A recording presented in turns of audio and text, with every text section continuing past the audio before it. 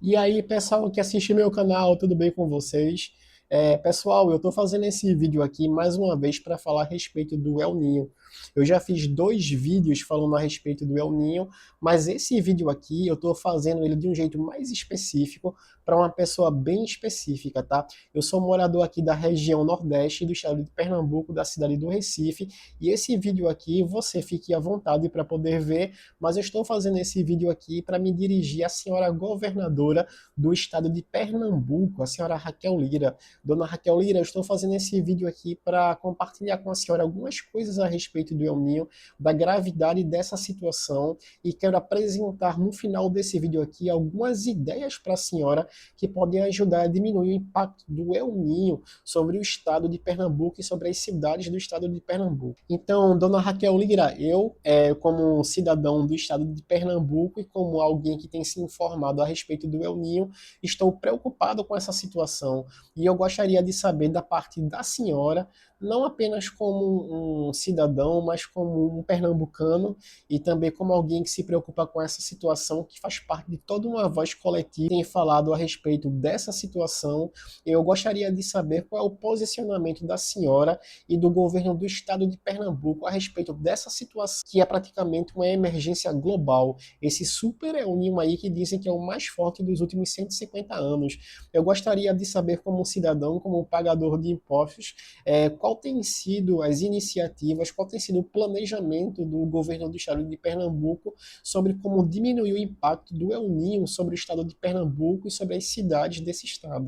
Essa é a primeira coisa que eu tenho ali falar. A segunda coisa que eu quero ali mostrar são esses dois vídeos que a senhora vai ver agora. Eu peço à senhora um pouquinho de paciência, tá? Dê uma olhada nesses dois vídeos aí. Um deles é a respeito das previsões climáticas, daquilo que pode acontecer na região norte-nordeste, em todas as regiões aqui do Brasil. E o segundo vídeo é um vídeo que ele pode servir de referência para a gente sobre o que pode acontecer aqui na região nordeste. E como o estado de Pernambuco ele faz parte da região do nordeste, então isso pode acabar servindo como referência para a senhora, porque a senhora vai ver o que tem acontecido em países como França, Bélgica, que tem sofrido com aumento de temperatura, estiagem de chuva e seca por conta do El Niño, tá? Então dá uma olhada aí nesses dois vídeos e depois eu retorno aqui, tá? A primeira é a Amazônia. O aquecimento do Pacífico bloqueia a formação de chuva sobre a floresta. O Rio Negro, em 2024, atingiu o menor nível em mais de 100 anos. Mais de 750 mil pessoas no Amazonas foram afetadas diretamente. Comunidades ribeirinhas ficaram isoladas porque o rio literalmente desapareceu.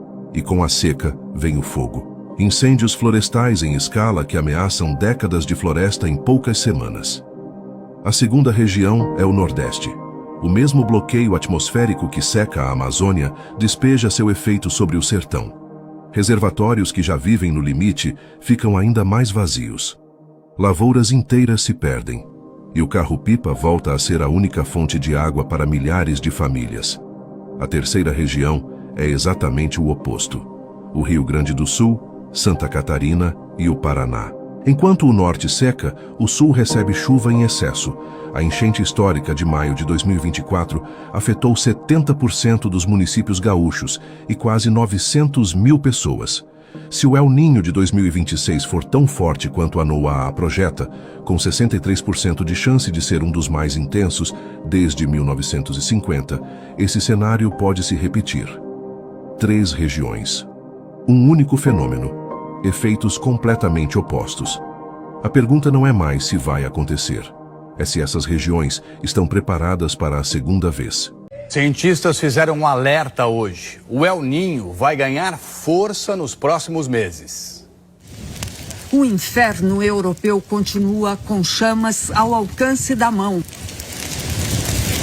Na França, mais de 1.500 turistas tiveram que fugir de campings cercados pelo fogo. Incêndios também avançam na Espanha, com temperaturas de mais de 40 graus.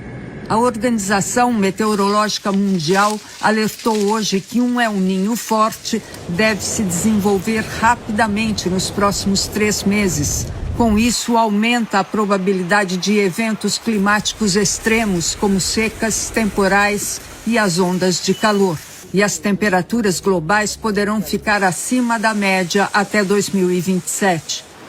Na Suíça toda, a neve acumulada no último inverno já desapareceu e agora as geleiras começam a perder o gelo formado ao longo de décadas e até de séculos.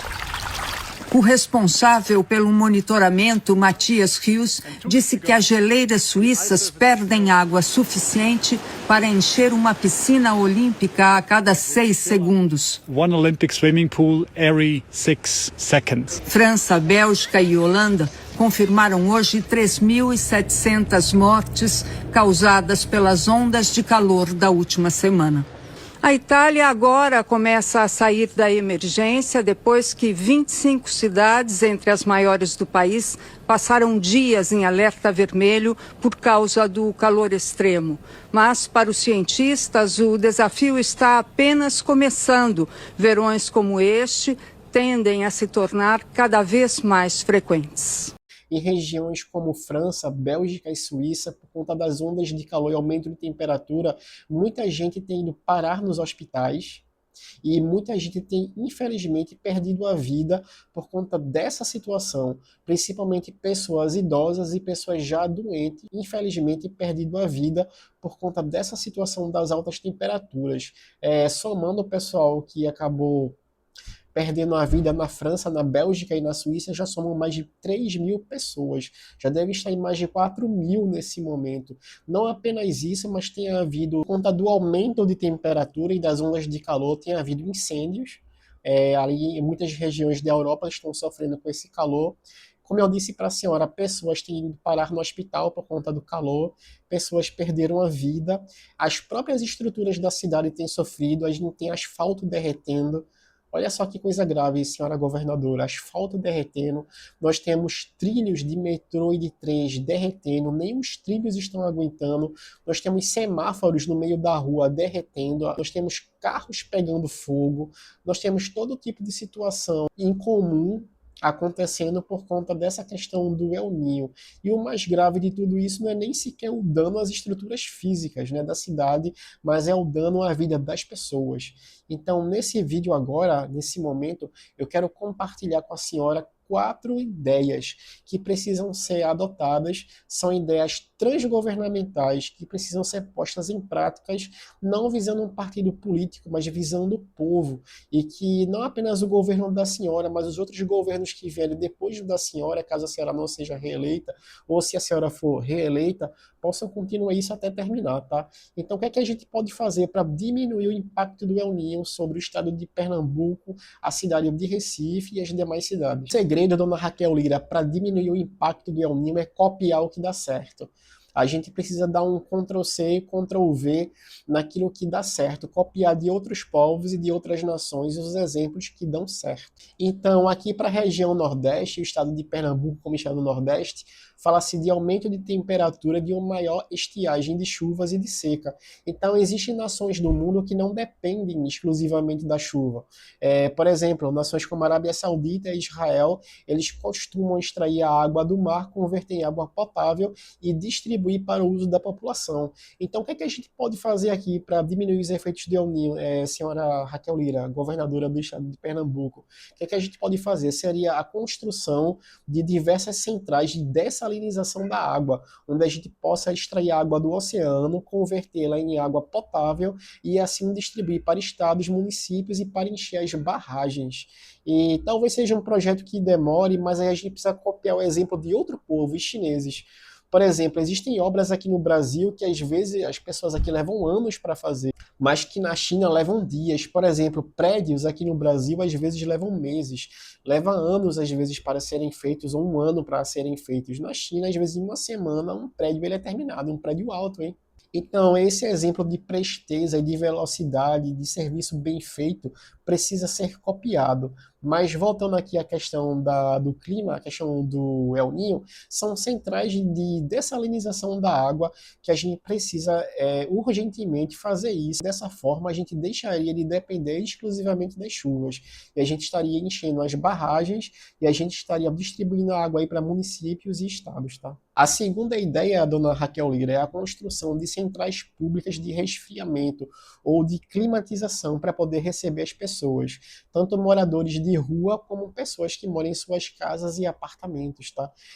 Grandes áreas, por exemplo, do tamanho de UPAs ou de postos de saúde, para poder receber as pessoas com um propósito específico das pessoas poderem ir lá para poder se refrescar.